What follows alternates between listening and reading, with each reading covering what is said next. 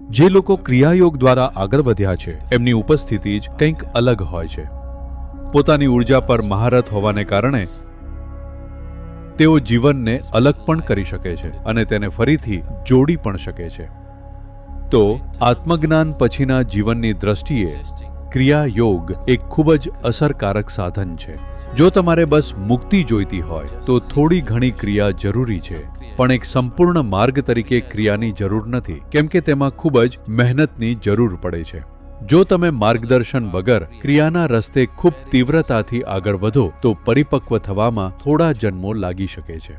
જો કોઈ જીવિત વ્યક્તિ હોય જે તમારી મદદ કરી શકે તો હા, આ જ જીવનમાં તે થઈ શકે છે, નહીંતર ક્રિયા થોડો લાંબો રસ્તો છે. પણ અહીં તમે બસ આત્મજ્ઞાન નથી શોધતા, તમે જીવનના નિર્માણનું મિકેનિક્સ પણ જાણવા માંગો છો.